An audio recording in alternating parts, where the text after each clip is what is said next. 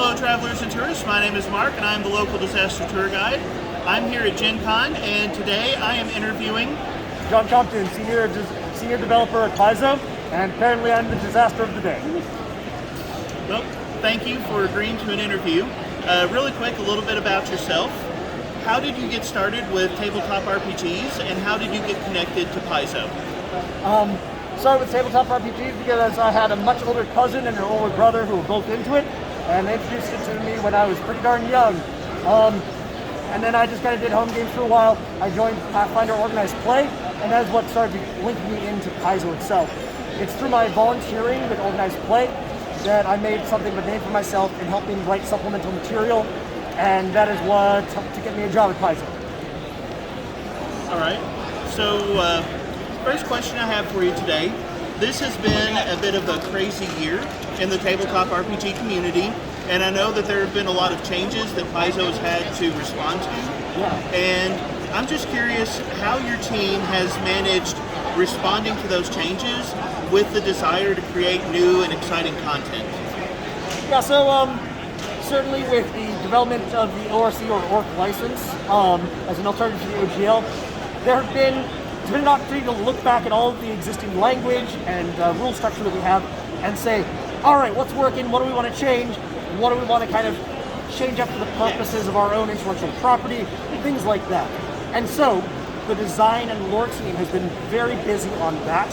And on the narrative side of things, it's more been reacting to their development. So I'll be partway through developing an adventure and we'll get an announcement being like, all right, this have changed. Like, all right, we'll go back and change up all that language.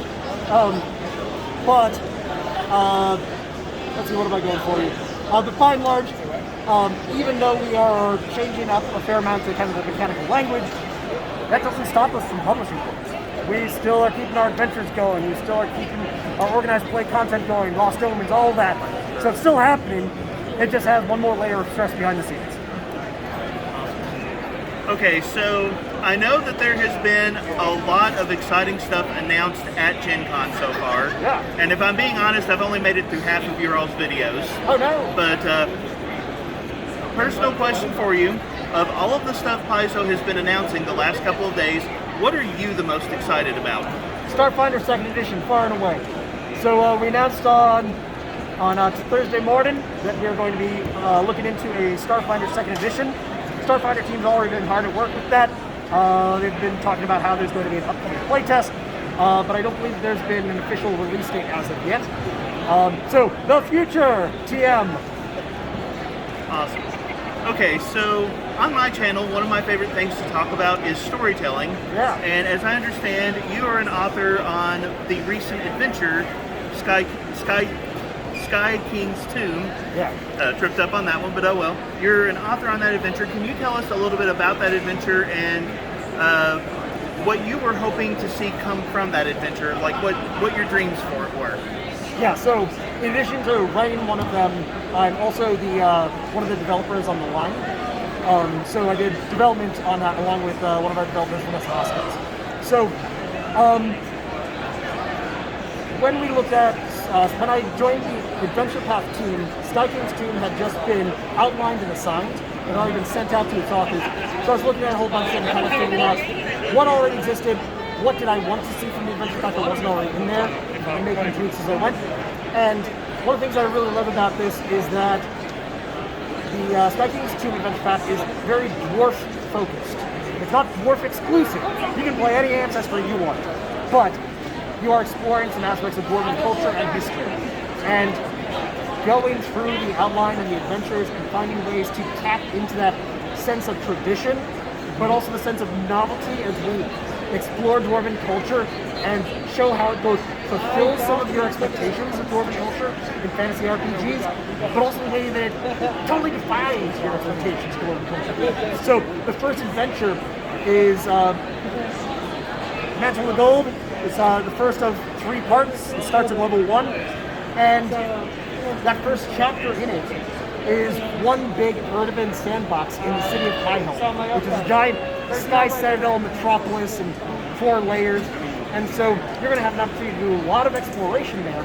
And as with any good urban sandbox, you have a ton of different mission leads that you're able to kind of explore at your own pace in your own order. So this is an adventure where players can really tackle it in the order they prefer and maybe get into some trouble along the way.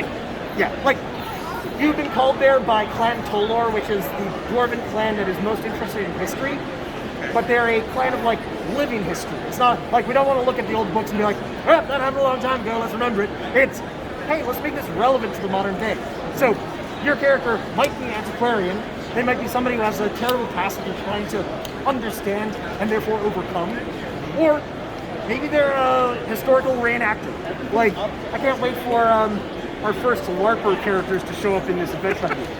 When you look into the Sky King's Tomb Player's Guide, one of the custom backgrounds for it is, in fact, historical reenactment. So That is awesome. So that first chapter in the first volume is very much the urban sandbox.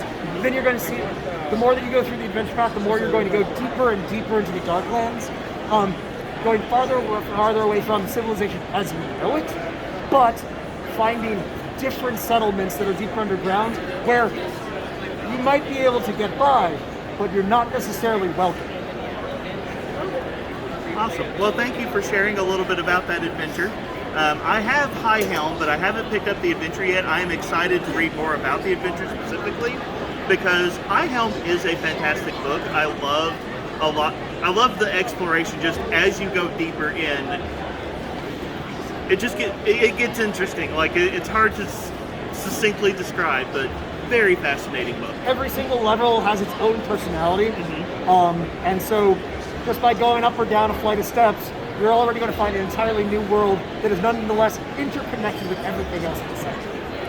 All right, so before I go, I have a couple of questions that came from some of my Discord members, and both of these are about the remaster.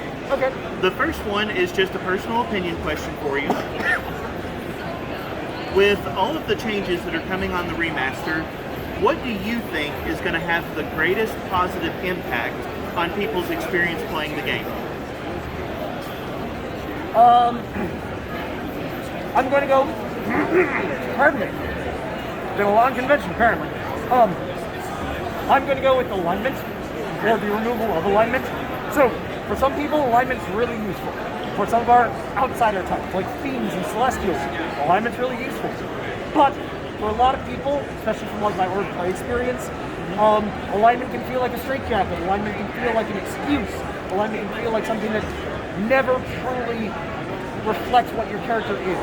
And so, the pieces of alignment that could help in a role-playing game setting really don't outweigh the costs and the connotations that come from it. So I'm really excited to see what happens from drawing alignment out, especially because, as a storyteller, I love morally gray storytelling. And once you slap your alignment on some NPC, you've kind of already stated some of their... You've given a moral judgment on how we're supposed to look at them. It's like, well, they're asking us to assassinate this guy, but hey, the NPC's chaotic good, so it must be cool. I much prefer removing that and being able to work off of the context and the story itself. I will say I'm excited to see some of the stuff you are doing with Edicts and Anathema. When Pathfinder 2e first came out, that was one of the best improvements in the game, in my personal opinion. I thought it fit very naturally and flowed very naturally. So I'm excited to see what you all do with that, because you're expanding it to not just here's a champion's code, but how does your ancestry or how does your culture affect that? And I think that is very interesting. So, last question from Discord. Yeah. One of the things that I find most wonderful about Paizo in the whole of the gaming industry is you all value feedback from your player base, and you all have mastered the playtesting process. So we've certainly given it a lot of tries. I might be exaggerating slightly, but it's okay. We're here to make you look good. Oh boy. But I do really appreciate what you all do to get feedback from your community. So can you think of an example of a change in the remaster that came about because of player feedback?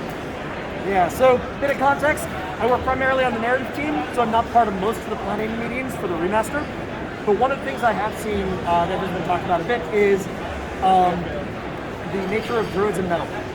Like, one of the things that I've seen for the past decade are people being like, why do druids and metal not get along well? Especially now that we have to play in metal. And it's been one of those kind of like legacy bugbears that's existed for ages and ages. And it's finally been an opportunity for us to say, you know what? It's time to finally clear it out.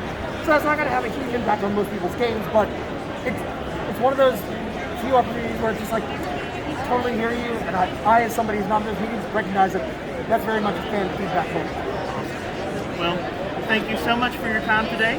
I really appreciate taking some time to answer some questions, and on behalf of the local disaster tour guide community, thank you for all you do, and thank you to your team. Have a wonderful day. Thank you.